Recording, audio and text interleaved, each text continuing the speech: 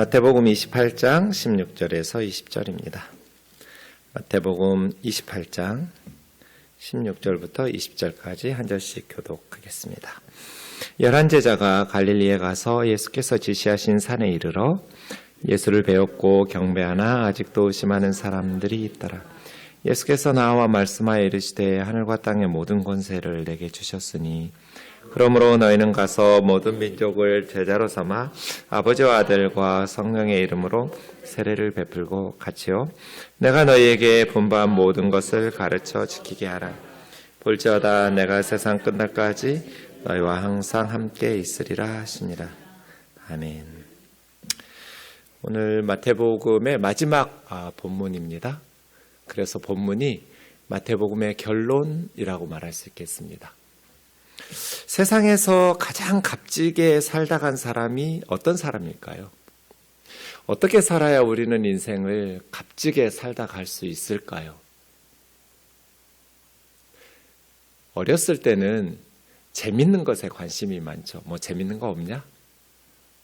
나이가 드니까 죄송합니다 권사님들. 네. 나이가 드니까 값지게 살고 싶어져요. 어렸을 때는 행복하게 살고 싶었는데 점점 이제 주님 만날 날이 가까워서 그런지 어떻게 하면 값 있게 살 수 있을까? 어떻게 하면 값지게 주님 앞에 섰을 때 부끄럽지 않게 잘 살다 왔다고 주님으로부터 칭찬받으면서 하루하루를 살 수 있을까? 그런 고민이 생깁니다. 먼저 16절 17절 보겠습니다. 11제자 가룟 유다는 떠나버렸고 사도행전에 가서 이제 충원이 되니까 아직은 11제자이겠죠. 네. 갈릴리에서 예루살렘에서 갈릴리로 간 거죠. 갈릴리에 가서. 근데 갈릴리가 마태복음에 여러 번 나와요. 근데 앞부분에서 갈릴리는 되게 변방에 무시당하던, 사실은 4장 15절 보세요. 갈릴리 앞에다가 이방이라는, 갈릴리는 이방 지역이 아니잖아요. 이스라엘 땅이에요. 12지파에게 분배했던 가나안 땅이에요. 그런데 마태복음 유대인들의 관점에서 보면, 예루살렘 사람들의 시각으로 보면 갈릴리는 이방하고 큰 차이가 없는 세속화된 유대교라고 말할 수 있어요. 그래서 마태복음이 갈릴리를 이방의 갈릴리 이렇게 불러요. 그러다가 이제 예수님의 십자가와 부활사건 이후에는 갈릴리가 새로운 하나님 나라 운동의 중심지가 돼요. 그동안은 성전이 있는 예루살렘이 하나님 나라의 중심지였죠.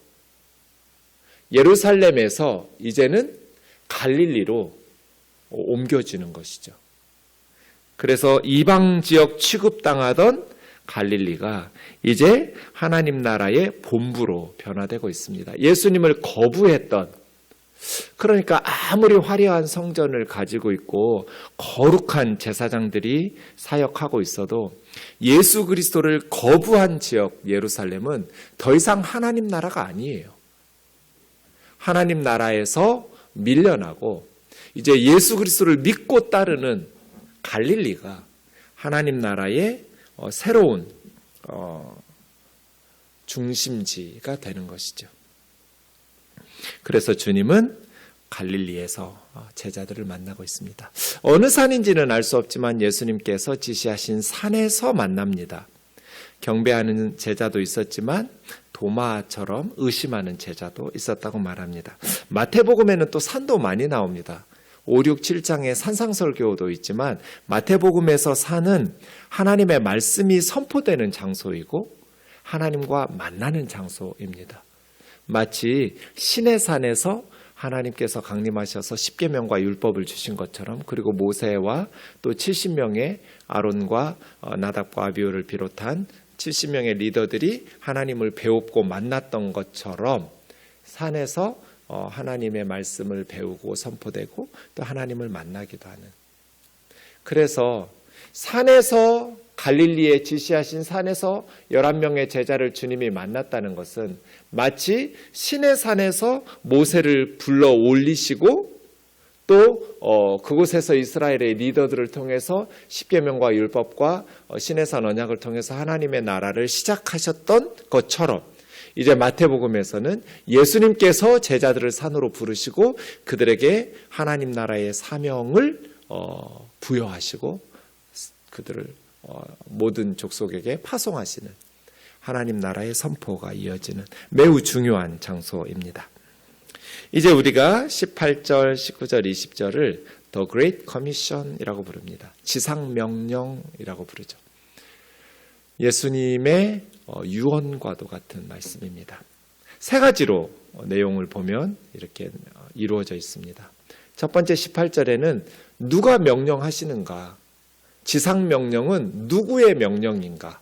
그게 18절이죠. 예수님의 명령인데 예수님은 누구예요? 하늘과 땅의 모든 권세를 내게 주셨으니 하늘과 땅의 모든 권세를 가지신 주님의 명령이에요. 우리가 무시해도 괜찮은 사람의 명령이라면 그 명령대로 살지 않았다고 해서 큰 문제 없죠. 그런데 무시해서는 안 되는 분의 명령을 무관심한다거나 알면서도 일부러 무시하면서 사는 삶을 값지게 살았다고 말할 수는 없잖아요. 그래서 18절은 이 지상명령이 누구의 명령인가? 그리고 19절과 20절 상반절까지는 명령의 내용이 나와 있죠. 명령의 내용은 뭐예요? 가라. 모든 족속에게 가서 제자를 삼아라. 그 다음 끝에는 주님의 약속이 붙어 있죠. 볼지어다 내가 세상 끝날까지 너희와 항상 함께 있을 거야. 임마누엘. 그래서 마태복음은 이 아이가 태어나니 임마누엘이라 하리라 에서 시작해서 임마누엘로 끝나는, 이게 이제 샌드위치처럼 시작과 끝이 내가 너희와 항상 함께 있으리라는 임마누엘로 끝나는 그러한 약속이 붙어져 있습니다. 누구의 명령인가? 명령의 주체는 누구인가? 명령의 내용은 무엇인가? 그리고 약속, 이렇게 되어 있습니다. 누구의 명령이에요? 하늘과 땅의 모든 권세를 내게 주셨으니. 누가 주셨어요? 하나님께서 예수님에게 주셨죠. 뭘 근거로? 다니엘 7장 13절과 14절을 근거로. 예수님께서 고난 받으시고 그 사람의 아들 인자가 이제는 하늘로부터 옛적부터 항상 계신 분이 하나님이에요. 하나님께서 고난받으시는 사람의 아들로 오시는 인자이신 예수님에게 권세와 영광과 나라를 주세요. 근데 어떤 권세? 모든 백성, 모든 나라, 모든 언어로 그를 섬기고 예배하게 하는 그 권세는 영원한 권세여서 다른 사람에게로 옮겨지지 않는, 하늘과 땅의 모든 권세를 내게 주셨으니 영원한 권세, 모든 백성, 모든 나라, 모든 방언, 그분을 경배하고 섬기게 하는 그러한 하늘과 땅의 모든 권세를 가진 예수님의 명령이죠. 명령의 내용은 뭐냐면 모든 민족에게 가서 제자를 삼으라는 거였죠. 모든 민족에게 가서 제자를 삼아라. 모든 민족에게 가서 제자를 어떻게 삼는가? 구체적인 방법을 주님은 두 가지로 말씀하셨어요. 첫 번째는 세례를 베풀고, 두 번째는 내가 너희에게 분부한 모든 것을 가르쳐 지키게 하라가 아니에요. 제대로 번역하면 지킬 수 있도록 가르치라예요. 이게 제자 삼는 거예요. 세례를 베풀려면 그분에게 복음을 먼저 전해야겠죠. 복음을 전해서 예수 그리스도를 영접한 사람들에게 세례를 베풀 테니까요. 복음을 전해서 예수 그리스도를 영접한 자들에게 세례를 베풀고, 내가 너희에게 분부한 모든 것, 우리는 취사 선택할 자격이 없어요. 주님의 모든 계명을, 내가 좋아하는 구절만이 아니죠.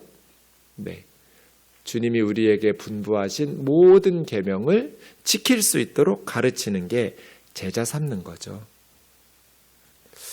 이렇게 지상명령이 이루어져 있는데, 가만 보면 마태복음에는 지금까지 계속해서 모든 족속에게 가라는 말씀이 없었어. 오히려 반대예요. 10장 4, 5절에 보면 12 제자에게 이방인의 길로 가지 말고 사마리아인의 고을로도 가지 말고 오히려 이스라엘 집에 잃어버린 양에게로 가서 복음 전하라고 했거든요. 이방인의 길로 가지 마라. 사마리아인의 고을에도 들어가지 마라. 이스라엘의 잃어버린 어린 양에게로 가라. 15장 24절에도 예수님께서는 나는 이스라엘 집에 잃어버린 양 외에는 다른 곳에 보내심을 받지 않았다고 주님 말씀하셨어요. 계속해서 마태복음에서는 이방인들에게 가서 복음 전하지 마라. 사마리아인들에게도 가지 마라. 이렇게 말씀하셨어요. 예수님도 나는 이스라엘의 잃어버린 양에게로 보냄받았다. 이렇게 말씀하셨어요. 마태복음에서 한 번도 이방인들에게 가서 복음을 전해야 된다는 말씀이 없었어요. 오히려 반대로 가지 마라, 가지 마라, 가지 마라. 계속 그런 말씀을 여러 번 반복하시다가 끝나기 직전에 마지막 결론부에서 가라 그러셨어요. 왜 앞뒤가 다를까요? 마태복음은 이방인의 길로 가지 마라 하시더니 이스라엘의 잃어버린 양에게로 가서 복음 전하라 하시더니 왜 마지막 순간에는 모든 민족에게 가라고 말씀을 바꾸셨을까? 신호등이 바뀐 거죠. 십자가와 부활 사건 이전에는 빨간 신호등이에요. 멈춰야 돼요. 제자들이 이방인에 가서 무슨 얘기하겠어요? 어떤 복음을 전하겠어요? 십자가와 부활을 경험하지 않은 제자들이. 예수님이 엄청 겁나 능력이 많으신 분이다. 예수님이 정말 착하고 선하신 분이다. 예수님 정말 하나님 말씀을 잘 가르쳐 주시는 분이다. 이런 거 가르치지 않았겠어요? 예수님의 제자들은 십자가 전날 최후의 만찬까지 서로 누가 크냐고 메시아 왕국이 완성되면 권력의 실세가 되려고 열둘이 싸우고 있었는데 그런 제자들이 십자가와 부활을 경험하기 전에 이방인들에게 가서 어떤 복음 전하겠어요? 그러니 빨간 신호등이에요. 가지 마라. 그런데 이제 완성됐어요. 십자가를 경험하고 부활하신 주님을 만나고 이제 예루살렘에서 머물다가 오순절 성령 강림 사건을 경험하고 나면 이제는 예루살렘과 사마리아와 온 유대와 땅끝까지 이르러 주님의 복음의 증인 천하 만민에게 가서 전할 복음이 완성되었으니까 이제는 파란 신호등으로 바뀐 거죠. 그래서 마태복음에는 계속해서 이방인에게로 가지 마라, 가지 마라, 가지 마라 하시다가 마지막 오늘 본문에 가서는 가라! 이렇게 신호등이 바뀌고 있습니다.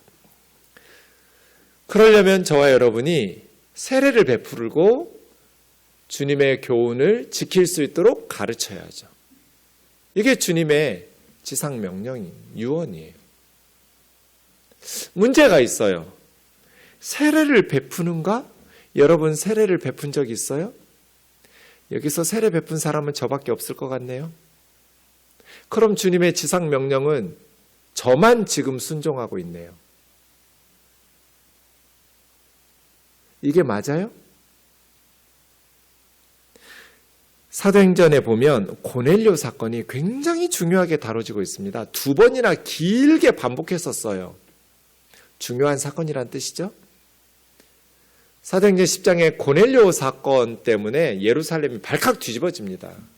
교회가, 초대교회가 발칵 뒤집어져요. 그래서 예루살렘에서 논쟁이 일어나고 여러 가지 토론들이 이어지고 결정들이 이어지는데요.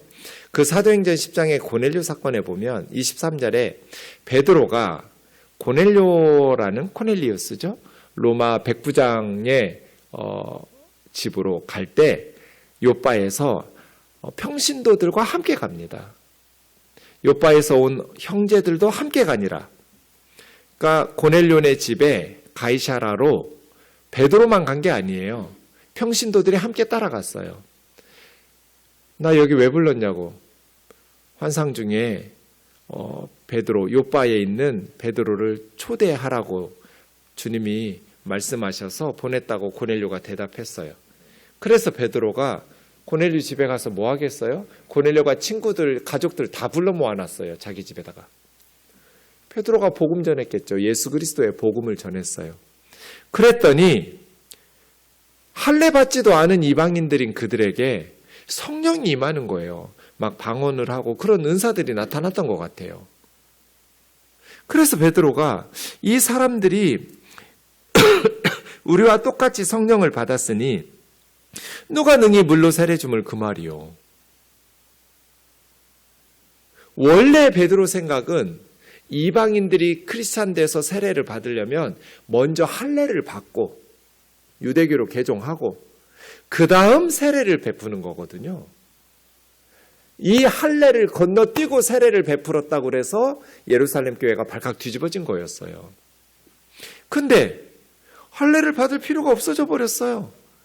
왜냐하면 할례를 안 받은 이방인들도 예수 그리스도의 복음을 듣고 예수 그리스도를 영접하면 우리와 동일한 성령이 주어진다라는 것을 깨달았어요. 베드로가 이것을 깨닫고 나니 우리와 동일한 하나님의 백성이고 크리스찬인데 할례를 베풀 필요가 뭐가 있어요? 바로 세례 베풀면 되지. 그래가지고 세례를 베푸는데 자기가 베푼 게 아니에요. 48절에 보면 명하여 예수 그리스도의 이름으로 세례를 주라 하니라. 베드로가 누구에게 세례 베풀라고 명령했을까요? 23절에 요빠에서 함께 갔던 평신도들에게. 고넬료 집에 모여야 뭐 몇백 명이 모였겠어요. 몇천 명이 모였겠어요. 집에 모였는데 많아야 몇십 명이지. 숫자도 많지도 않아요.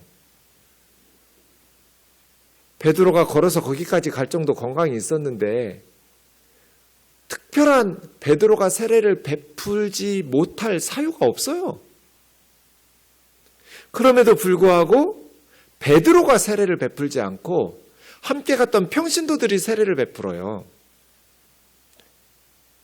그러니까 초대교회는 주님의 지상 명령을 11명의 제자들만 감당하는 사명으로 받지 않았어요. 해석하지 않았어요. 그렇게.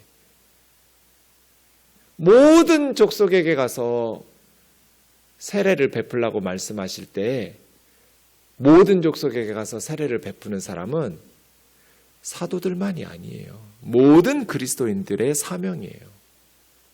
그런데 우리 교단 헌법에는 아직도 이유 여하를 불문하고 목사만 세례를 베풀도록 써놨어요. 우리 신앙생활의 최고의 규범은 성경이에요. 성경. 우리 교단의 헌법이 아니에요. 우리 교단의 헌법이 성경에 일치할 때는 우리는 목숨 걸고 순종해야죠. 그러나 성경과 일치하지 않을 때는 우리는 성경을 따라야 돼요. 성경은 분명히 평신도들이 세례를 베푸는데 아무 문제가 없었어요. 오히려 그들에게 명하여 세례를 주라고 시켰어요. 빌립 집사가 이디오피아 간다게의 재정을 맡은 내시를 만났어요. 길에서 만나가지고 이사야 53장을 해석해 주었어요. 이게 무슨 뜻인지 이디오피아 내시가 모르니까 빌립 집사가 예수 그리스도라고 이사야의 예언을 설명해 주면서 그래서 그 내시가 예수 그리스도를 영접하게 되죠. 길에서. 물어요. 나 세례 받을 수 있냐고. 그때 빌립 집사가 나는 집사라서 안 된다고 사도들이 있는 예루살렘 교회로 가야 된다고 세례 받으려면 그러지 않았어요. 오케이. 집사가 세례 베풀어요. 아무 문제가 없었어요. 고넬료 사건에서 문제가 됐던 것은 평신도들이 세례를 베풀었다는 게 아니에요. 이거는 입도 뻥끗 한 사람이 없어요. 베드로만 그런 게 아니니까. 할례 받지 않은 이방인에게 세례 베풀었던 게 이슈가 된 거예요. 그래서 성경적이고 건강한 교회를 위한 10가지 실천 사항 중에 하나가 세례는 우면동 교회에서 세례는 전도자들이나 양육한 평신도들이 베푸는 게 맞다. 물론 담임 목사인 제가 검증해야죠. 세례 문답하고 이 사람이 세례 받을 만한 믿음의 사람인지 목회자가 검증은 하겠지만, 저는 매년 세례를 베푸니까 내가 누구를 세례 베풀었는지 기억에도 다 못해요. 많으니까요. 그러나 여러분이 세례를 베푼다면 평생 그 사람 위해서 기도하지 않겠어요? 그리고 더 중요한 것은 이게 주님의 지상 명령을 선취하는 구체적인 방법이에요. 지상 명령을 지키는, 따르는 구체적인 방법이에요. 우리 교단은 자매들에게는 목사 안수를 안 줘요. 이것도 문제예요.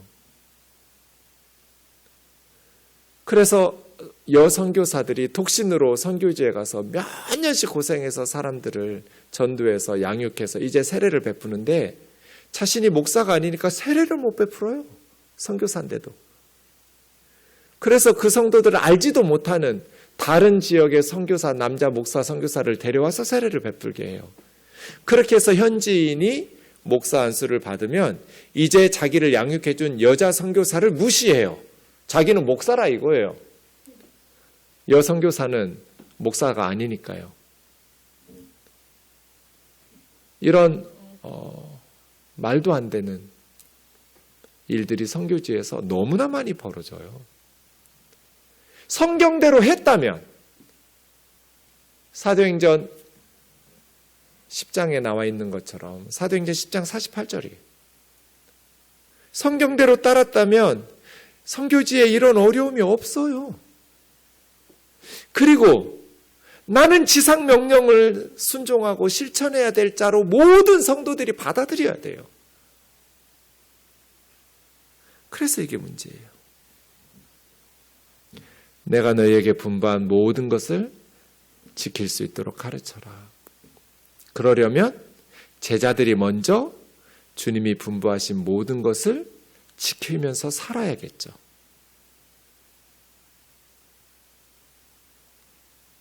우리들의 문제는 뭐예요?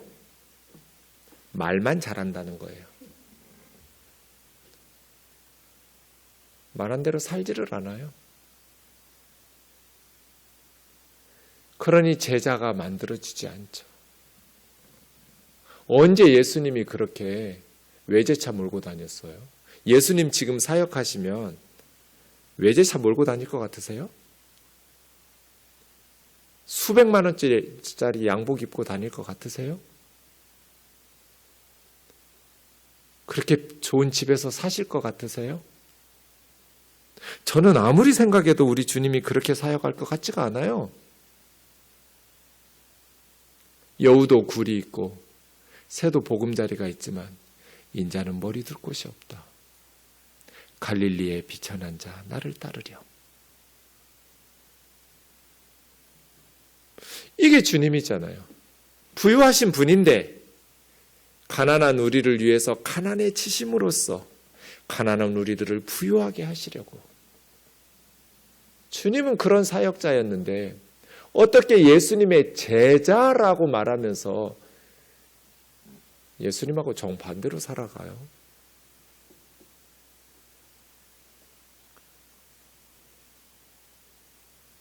목사들이 그렇게 사니까 이단의 교주들을 보면서도 교회 다니던 사람들이 이단에 빠져서 잘못된 줄을 몰라요. 왜냐하면 교회에서 목사님들하고 이단의 교주들하고 뭐 말하는 것이나 행동하는 것이나 사는 것이 비슷해요.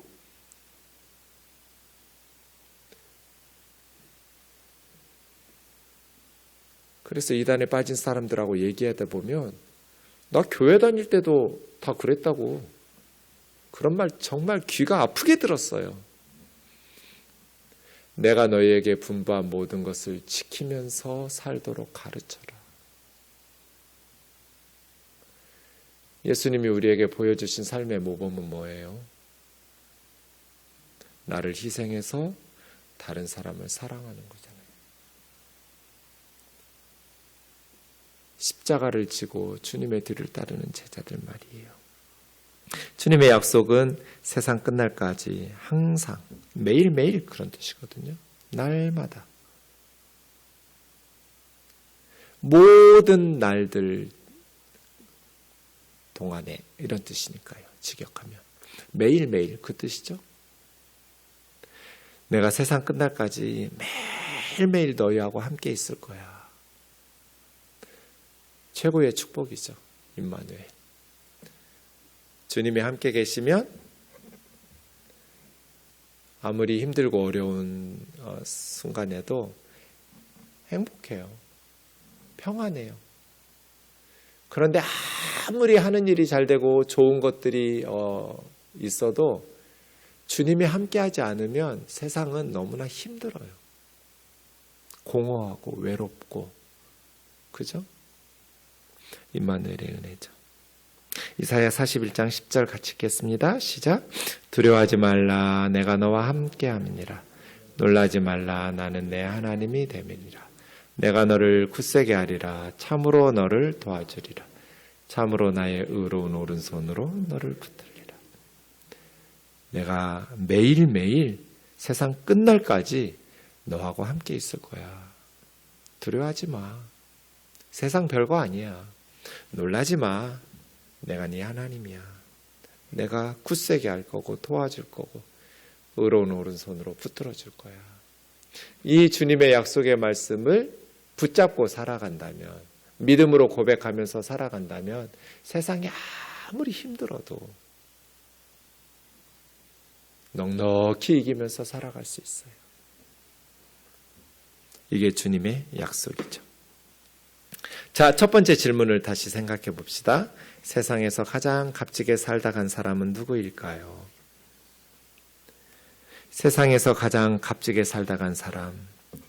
다음 화면요. 주님 뜻대로 살다 간 사람이겠죠. 세상에서 가장 값진 인생을 살다 간 사람은 주님 뜻대로 살다 간 사람일 거예요. 주님의 뜻은 뭐예요? 오늘 본문이잖아요. 하늘과 땅의 모든 권세를 내게 주셨으니 하늘과 땅의 모든 권세를 가지신 분의 명령이에요. 이 명령을 거스르고 값지게 살았다고 말할 수는 없어요. 그 주님의 명령은 뭐예요? 가라는 거예요. 모든 민족을 제자 삼으라는 거예요. 가서 복음 전하고 세례 베풀고 내가 너에게 분부한 모든 것을 지킬 수 있도록 가르치고, 그러면 내가 세상 끝날까지 너희와 항상 함께 있겠다고 약속하신 거잖아요. 한국교회의 실수가 뭐예요? 가짜 성전이 진짜 성전을 밀어냈다는 거예요. 이 건물은 가짜 성전이에요. 이거 성전 아니에요. 그런데 이 가짜 성전을 짓느라고 진짜 성전을 짓기 위한 주님의 지상명령 The Great Commission을 행하지 않는 죄를 범하고 있어요. 하지 말아야 될 것을 하는 것만 죄가 아니에요. 해야 될 것을 안 하는 것도 죄예요. 엄마가 엄마 역할 제대로 안 하는 건 죄예요. 애 버리고 나가는 엄마가 그게 죄 짓지 않았다고, 나쁜 짓 안 했다고 그래서 죄가 아니에요. 해야 될 일을 안 하는 것도 죄예요. 교회의 가장 큰 죄는 복음 전하지 않는 게 죄예요. 그리스도인들에게 가장 큰 죄는 복음을 전하지 않는 게 죄예요. 주님의 지상 명령이 유언이 마태복음의 결론이고, 지금은 신호등이 바뀌었는데 모든 돈을 예배당 짓느라고, 담임 목사 한 가정 떠받드느라고 선교를 안 해요. 복음을 전하지를 않아요. 선교를 하려면 세 가지를 있어야 돼요. 돈이 있어야 선교를 하죠. 기도가 있어야 선교를 하죠. 몸으로 나가야 선교를 하죠. 이 세 가지가 있어야 돼요. 누군가는 돈을 대야 되고, 누군가는 기도를 대야 되고, 누군가는 몸을 바쳐야 돼요. 돈을 바치고 기도를 바치고 몸을 바쳐야 복음을 전할 수 있어요. 그런데 그 돈을 예배당 짓느라고 써버리고 빚 갚느라고 쓰고 진짜 성전을 짓기 위해서, 예수 믿는 사람이 진짜 성전이잖아요. 안 믿던 사람이 예수 믿게 되면 성전에 돌 하나가 생긴 건데, 이 진짜 성전 건축을 밀어내버렸어요. 이것이 한국교회의 실수인 것 같아요. 지금 우리는 값지게 살고 있을까요? 우리 신앙생활의 결론이 뭐예요? 예수님 믿고 예배하고 기도하고 말씀 배우고, 그 결론이 뭐냐고요? 복음 전하는 거 아니에요? 그런데 복음을 안 전해요.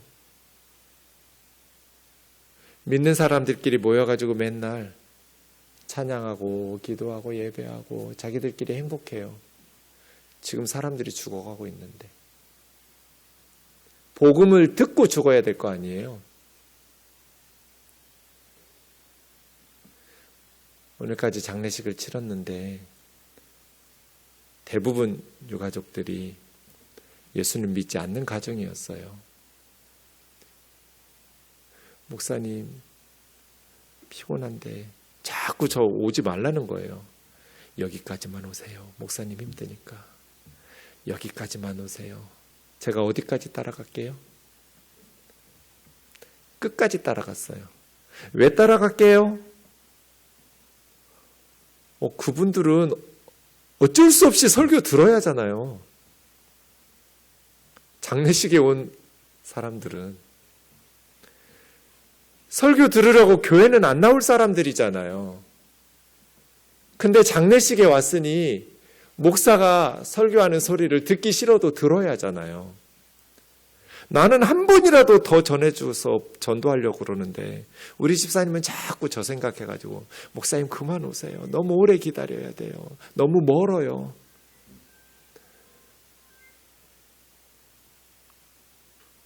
복음 전해야죠. 복음 전해야죠. 예수님의 복음 듣고 죽어야죠. 우리의 사명은 예수 믿는 사람들에게 잘하는 게 아니고 안 믿는 사람들에게 복음 전하는 거예요. 그럴 때 우리가 값진 신앙생활 하는 거 아닐까요? 그럴 때 우리 우면동 교회가 값진 교회가 되는 거 아닐까요? 우리끼리 아름답게 찬양하고 예배하는 것도 중요하지만 안 믿는 사람들에게 복음 전하기 위해서 똘똘 뭉쳐가지고 물질과 기도와 사람들을 쏟아 부어서 선교하고 전도하고 복음 전하는 값진 인생 살아가는 저와 여러분 되기를 주의 이름으로 축원합니다.